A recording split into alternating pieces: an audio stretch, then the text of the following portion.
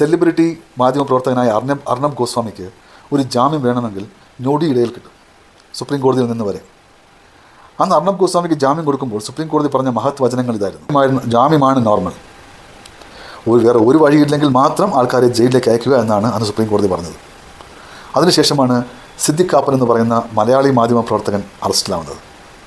പുള്ളിക്കാരൻ സെലിബ്രിറ്റി ഒന്നുമല്ല, ഉത്തർപ്രദേശിൽ ഒരു ന്യൂസ് റിപ്പോർട്ട് ചെയ്യാൻ വേണ്ടി പോയതാണ്. പക്ഷേ അറസ്റ്റിലായി. എന്തിനാണ് അറസ്റ്റ് ചെയ്യുന്നതെന്ന് പോലും പുള്ളിക്കാരനോട് പറഞ്ഞില്ല. പക്ഷേ ജയിലിൽ നിന്ന് വെളിയിൽ വരാനായിട്ട് 3 വർഷം എടുത്തു. അർണബ് ഗോസ്വാമിക്ക് ജാമ്യം കൊടുക്കുമ്പോൾ സുപ്രീം കോടതി പറഞ്ഞ മഹത് വചനങ്ങളൊന്നും സിദ്ദിഖ് കാപ്പൻ്റെ കേസ് വന്നപ്പോൾ ആരും പറഞ്ഞില്ല.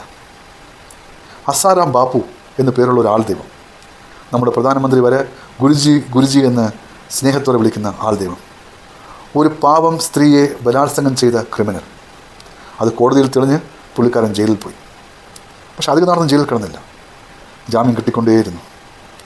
ഒരു കുറ്റവും ചെയ്യാത്ത സിദ്ദിഖ് കാപ്പൻ 3 വർഷം വരെ ജയിലിൽ കിടന്നപ്പോൾ കുറ്റം തെളിഞ്ഞ അസാറാം ബാബു പലതവണ വെളിയിൽ വന്നു. കോടതി പറഞ്ഞത് പുള്ളിക്കാരന് പ്രായാധിക്യമുണ്ടെന്നാണ്. അപ്പോഴാണ് നമുക്ക് സ്റ്റാൻ സ്വാമിയുടെ കഥ ഓർമ്മ വരുന്നത്. സ്റ്റാൻ സ്വാമി ആരെയും ബലാത്സംഗം ചെയ്തിട്ടില്ല. ഇന്ത്യയിലെ ഒരു കോടതിയിലും സ്റ്റാൻ സ്വാമിയുടെ പേരിലുള്ള ഒരു കേസും തെളിയിക്കപ്പെട്ടിട്ടില്ലായിരുന്നു. സ്റ്റാൻ സ്വാമി ചെയ്ത ഒരേ ഒരു തെറ്റ് ഇന്ത്യയിലെ ആദിവാസികൾക്ക് വേണ്ടി നിലപാടുകൾ എടുത്തു എന്നുള്ളതാണ്. 1 വർഷം പുള്ളിക്കാരൻ ജയിലിൽ കിടന്നു ജാമ്യം കിട്ടാതെ. പുള്ളിക്ക് പാർക്കിൻസൺസ് അസുഖമുണ്ടായിരുന്നു. അതുകൊണ്ട് വെള്ളം കുടിക്കാൻ ഭയങ്കര ബുദ്ധിമുട്ടായിരുന്നു, കൈ വിറയ്ക്കും. അതുകൊണ്ട് സ്ട്രോ ആവശ്യപ്പെട്ടിട്ട് ആരും കൊടുത്തില്ല. കേൺ അപേക്ഷിച്ചു, ആരും കൊടുത്തില്ല. വെള്ളം കുടിക്കാതെ പുളിച്ച് ചത്തോട്ടെ എന്ന് വിചാരിച്ച് കാണും. പക്ഷേ അവസാനം കോടതിയിൽ പോയി ഒരു 1.5 മാസം കൊണ്ട് പുള്ളിക്കാരന് ഒരു സ്ട്രോ കിട്ടി. പക്ഷേ അധികം നടന്ന് വെള്ളം കുടിച്ചില്ല. അതിന് ഉടനെ തന്നെ പുള്ളിക്കാരൻ്റെ ആരോഗ്യം ഒരുപാട് വഷളായി. പിന്നെ പലതവണ അപേക്ഷിച്ചതിന് ശേഷം വേറെ വഴിയില്ലാതെ പുള്ളിക്കാരനെ ഹോസ്പിറ്റലിലേക്ക് മാറ്റുകയും പുള്ളിക്കാരൻ അവിടെ വെച്ച് മരിക്കുകയും ചെയ്തു. പ്രായാധിക്യം എന്ന് പറഞ്ഞ് ജാമ്യങ്ങൾ കിട്ടിക്കൊണ്ടിരുന്ന അസാറാം ബാപ്പുവിന് വേറെ നിയമം, സ്റ്റാൻ സ്വാമിക്ക് വേറെ നിയമം. ഇത് 2-3 കേസുകൾ ഞാൻ പറഞ്ഞതേ ഉള്ളൂ. ഇനിയുമുണ്ട്.